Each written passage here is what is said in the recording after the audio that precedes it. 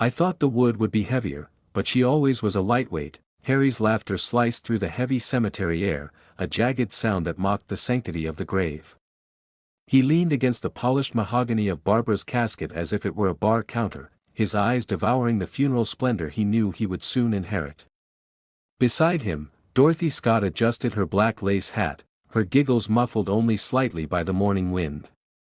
"Careful, darling," she whispered, her fingers tracing the edge of the coffin with predatory grace. "The insurance adjusters might think we aren't mourning if they see you this breathless with joy." Harry didn't care, he was already mentally liquidating the architecture empire Barbara had spent decades building. Let them look.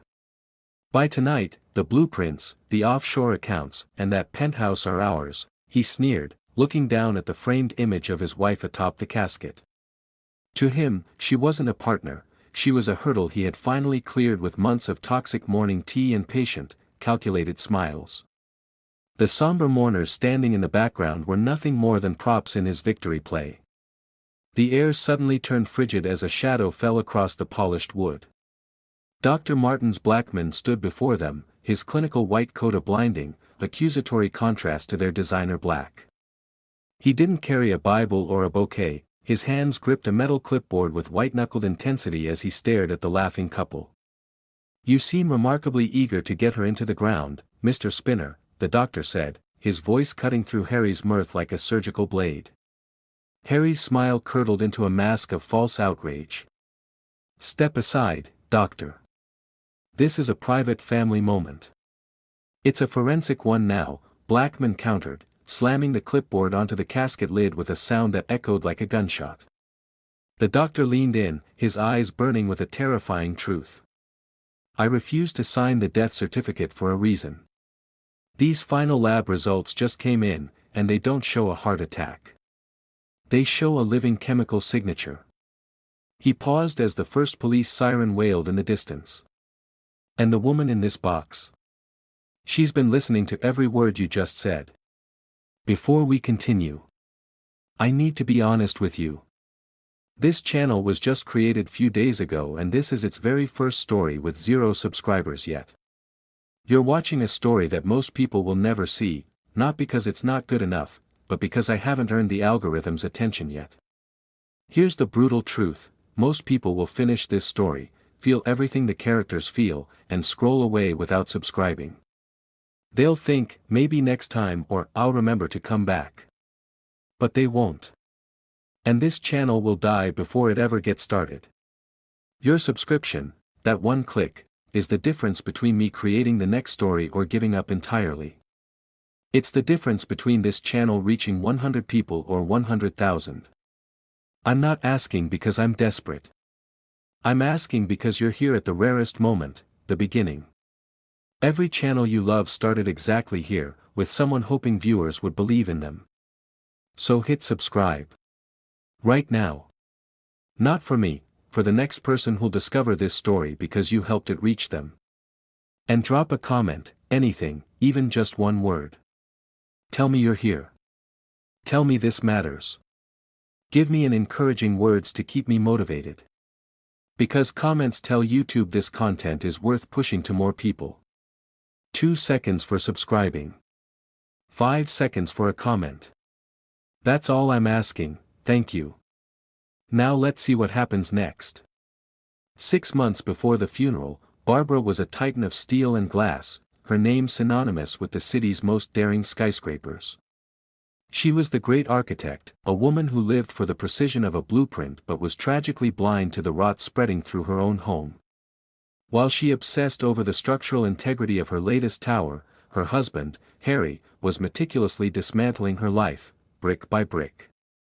Every morning began with the same deceptive ritual, Harry entering her home office with a delicate porcelain cup, his face a mask of saintly devotion.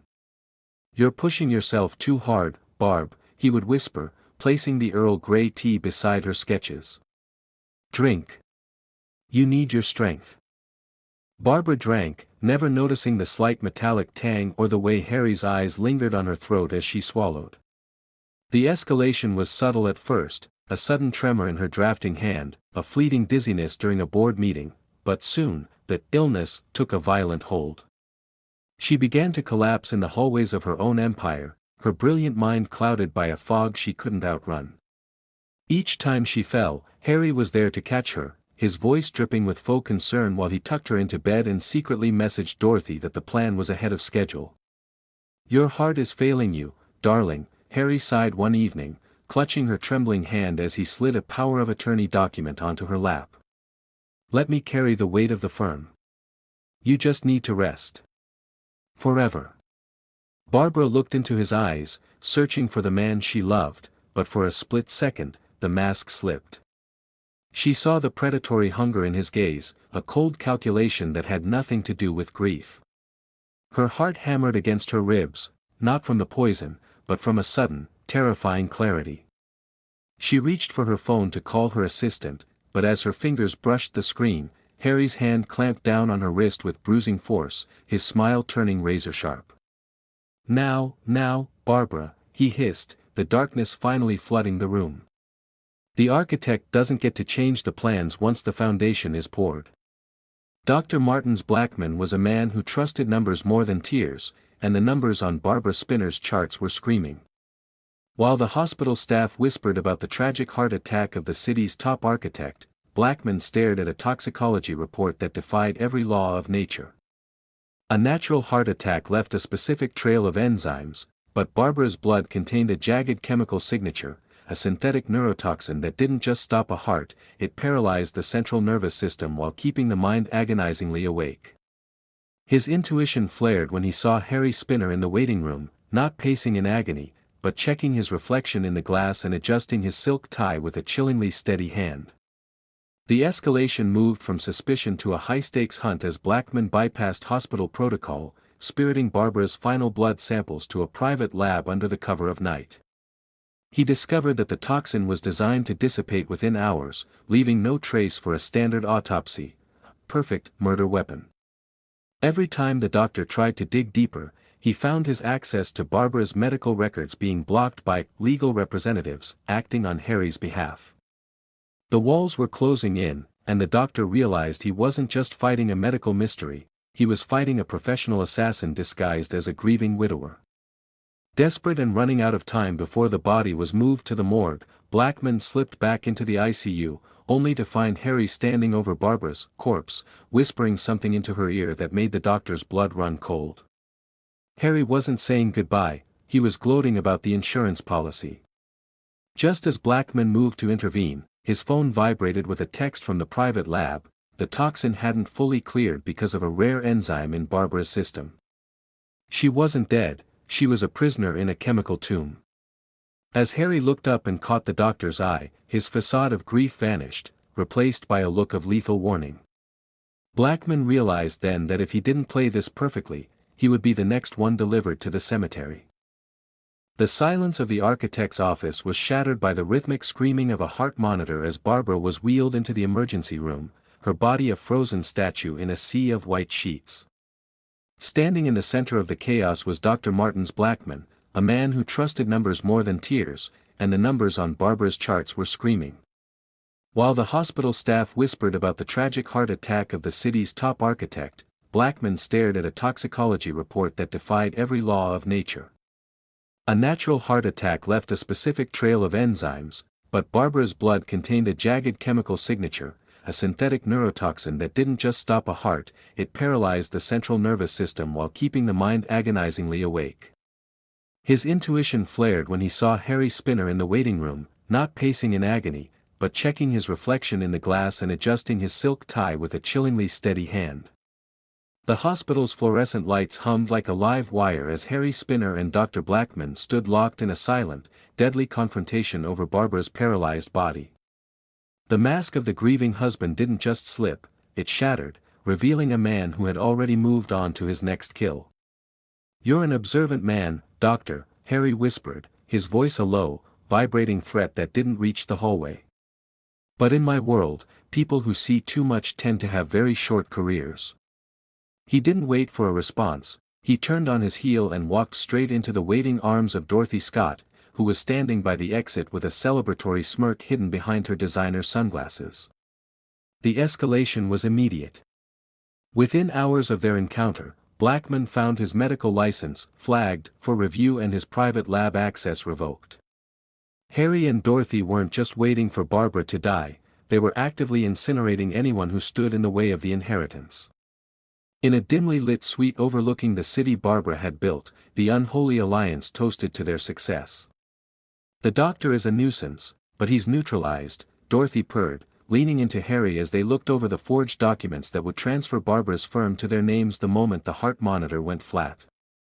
They laughed, clinking crystal glasses, while just a few floors below, the corpse they were celebrating began to exhibit a terrifying new symptom. Inside the chemical tomb of her own body, Barbara's mind wasn't just awake, it was on fire. Every mocking word Harry had whispered into her ear in the ICU had acted like a stimulant, her rage fighting against the neurotoxin's grip. While Harry and Dorothy plotted their Mediterranean escape, Barbara's index finger twitched, a microscopic movement that went unnoticed by the nurses but sent a surge of adrenaline through her consciousness. She was coming back, fueled by a vengeance that was stronger than the poison in her veins. The cliffhanger hit when Blackmon, now a desperate fugitive from his own hospital, received an encrypted alert from a hidden sensor he'd placed under Barbara's pillow. The readout wasn't a flatline, it was a sequence. Barbara was tapping out a message in Morse code. Her first word wasn't a plea for help, it was, "killer." But as Blackmon raced toward the hospital, he saw Harry's car pulling into the bay, and in Harry's hand wasn't a bouquet of flowers, it was a syringe filled with a final, lethal dose. The hospital corridor felt like a narrowing tunnel as Dr. Blackmon sprinted toward the ICU, his heart hammering against his ribs in sync with the encrypted alert on his phone. He arrived just as Harry's spinner was slipping behind the heavy curtain of Barbara's room, the silver glint of a syringe hidden in his palm. Blackmon didn't call for security, he knew they were already on Harry's payroll. Instead, he threw his weight against the door, crashing into the room just as the needle hovered inches above Barbara's foreline. "Get out!" Blackmon roared, his voice a desperate gamble. Harry didn't flinch, he simply smiled, a cold, reptilian curve of the lips, before pocketing the vial. "You're too late, doctor. The paperwork for her transfer to the morgue is already signed." The escalation turned into a race against the clock. Under the cover of a staged power flicker, Blackmon managed to intercept the transport gurney, but the horror was only beginning. Inside the cold, sterile silence of the morgue, he realized that death Harry had planned was actually a chemically induced suspended animation, a state so deep it mimicked the end of life to the untrained eye. As Blackmon looked at Barbara's pale, motionless face, her eyes suddenly flew open. She couldn't speak, her throat paralyzed by the lingering toxins, but the sheer, raw fury in her gaze was enough to shatter the quiet. She was a living ghost, trapped in a room of the dead, realizing her husband had already begun the process of burying her alive. "He thinks he won," Blackmon whispered, leaning over her as he injected a secret neutralizing agent he'd developed in his private lab. "But he's about to walk into a trap he built himself." The plan was a lethal risk, they would let Harry and Dorothy proceed with the funeral. They would let them stand over a casket they believed held a corpse, let them celebrate their stolen wealth, and let them confess their crimes to a woman they thought couldn't hear. Barbara's hand suddenly shot out, gripping the doctor's wrist with a strength born of pure adrenaline. Her first whispered words were a jagged rasp that sent a chill through the room, "I want them to see me, when I take it all back." The cliffhanger tightened as the morgue doors swung open. It wasn't an ally, it was the coroner, flanked by two of Harry's hired men, carrying a black body bag. "We're here for the spinner woman," the lead man growled, reaching for his holster. Blackmon looked at Barbara, then at the men, realizing they were seconds away from being discovered or executed. The walls of the secret safe house were lined with the blueprints of the very buildings Barbara had designed, but now they served a darker purpose. Every muscle in her body screamed as she collapsed against a cold concrete floor, her legs trembling from the lingering effects of Harry's neurotoxin. The escalation was physical and agonizing. While Harry and Dorothy were seen on the news hosting a remembrance gala at a luxury hotel, Barbara was relearning how to clench a fist and hold a steady gaze. Dr. Blackmon stood over her, monitoring her vitals as she forced herself to stand, her sweat soaking through her clothes as she moved with the jagged, desperate grace of a woman climbing out of her own grave. The stakes heightened when they discovered Harry had accelerated the funeral date, moving the burial forward to ensure that evidence was underground before any more questions could be asked. Every agonizing step Barbara took in the shadows was a race against the clock. "He's selling the firm's holdings tonight," Blackmon whispered, showing her a tablet with real-time stock drops. "If you don't recover your strength by tomorrow morning, there won't be an empire left to reclaim." Barbara's eyes flashed with a cold, architectural precision. She wasn't just healing, she was recalibrating for war. She pushed herself off the wall, standing tall for the first time since the poisoning, her voice returning as a low, lethal hum. "He wants to bury the great architect," she hissed, "so I'll give him the most perfectly designed funeral in history." As the morning of the funeral dawned, the tension reached a breaking point. Blackmon smuggled a black mourning dress into the safe house, but it wasn't for a corpse. Barbara slipped into the silk, her face a mask of pale, terrifying resolve. Outside, the sirens of Harry's private security detail began to wail as they prepared the motorcade for the cemetery. The cliffhanger struck when Blackmon checked the hidden cameras he'd planted in the Spinner estate. He turned the screen toward Barbara, his face going white. Harry wasn't just heading to the funeral, he was carrying a heavy, locked briefcase, and Dorothy was on the phone with a private jet pilot, coordinates set for a country with no extradition. If Barbara didn't make her move at the graveside, they would disappear forever with her entire life's work, leaving her a ghost with no name to return to. The graveyard was a sea of somber faces, but at the center of the circle, the grieving widower Harry Spinner and his consoling friend Dorothy Scott were a picture of sinister delight. While the wind howled across the cemetery, Harry's laughter rang out, a sharp, jagged sound that defied the sanctity of the burial. He looked down at the image of his wife, Barbara, and felt only the weight of the millions about to hit his bank account. Dorothy crossed her arms, a triumphant smirk playing on her lips as she looked at the man she had helped free. They were minutes away from burying the only obstacle to their luxury life, unaware that a black sedan was idling just behind the mausoleum, its passenger watching them through tinted glass with eyes as cold as the marble headstones. The atmosphere shifted when Dr. Martin's Blackmon stepped forward. He didn't have a prayer book, but instead held a clipboard and a gaze that felt like a death warrant. "Stop the burial," he commanded, his voice cutting through their laughter like a blade. Harry's face contorted from a smug grin into a mask of snarling rage as he clutched the briefcase containing Barbara's stolen legacy. "You have no authority here, Blackmon. Get out before I have my security bury you next to her."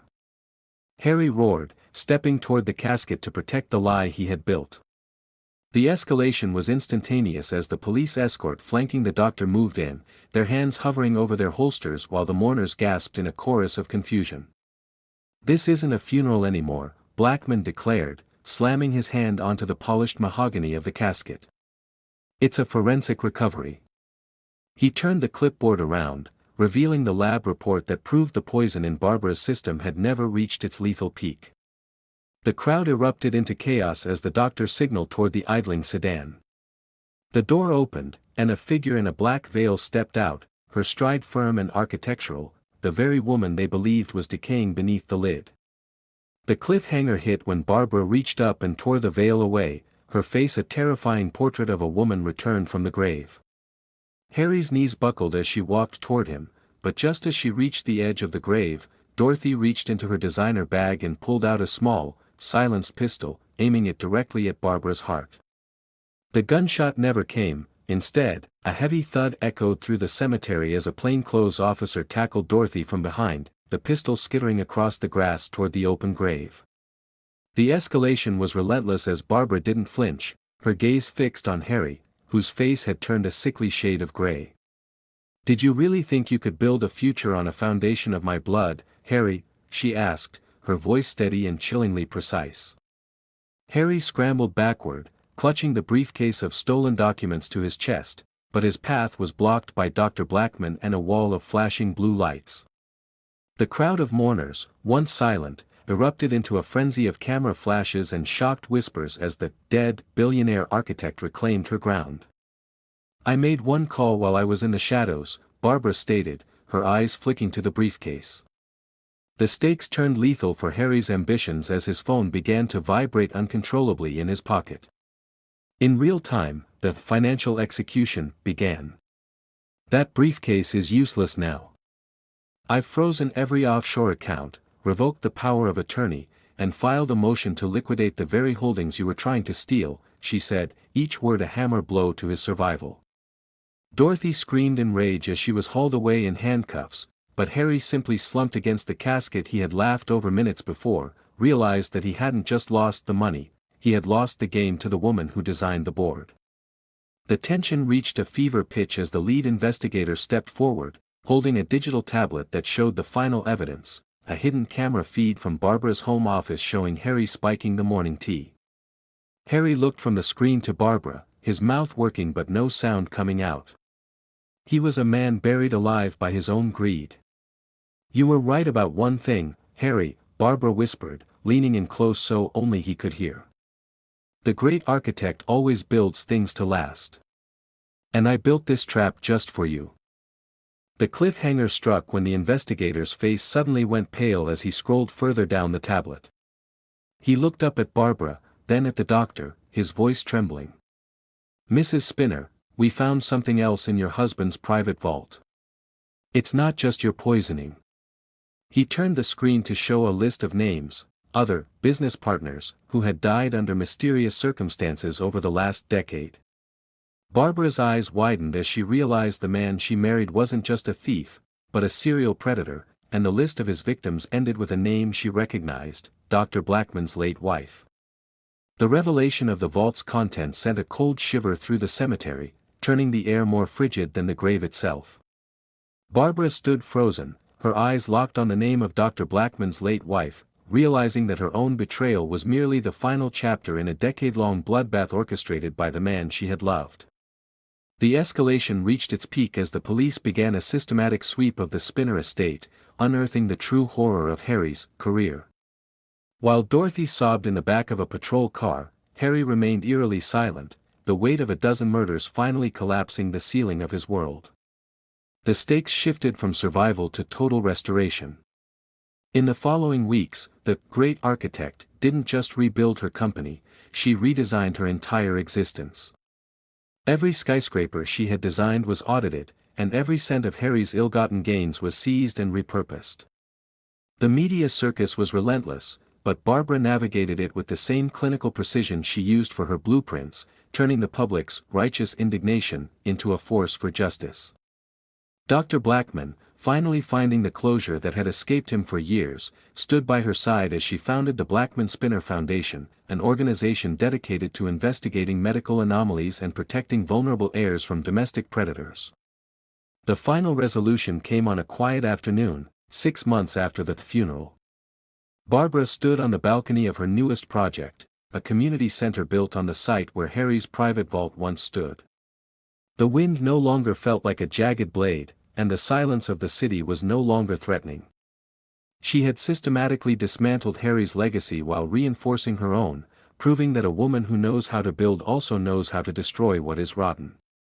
She took a slow sip of tea, this time made by her own hands, and looked out at the skyline she had shaped. That's how their story ends. But yours is still being written. Because right now, you have a choice. You can close this video and forget about it by tomorrow. Or you can hit subscribe and be part of every story that comes after this. But here's what would mean even more than subscribing: leave a comment. Tell me what you think. Tell me which moment hit hardest. Tell me what kind of story you want to hear next.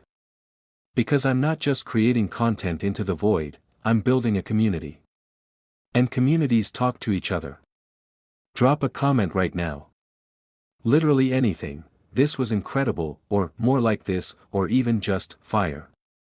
Every comment tells YouTube this video deserves to reach more people. Then hit subscribe so you don't miss what comes next. Next week, there's another impossible situation. Another character worth rooting for. Another story that deserves to be told. And I want you there for it. Subscribe. Comment. And I'll see you in the next one.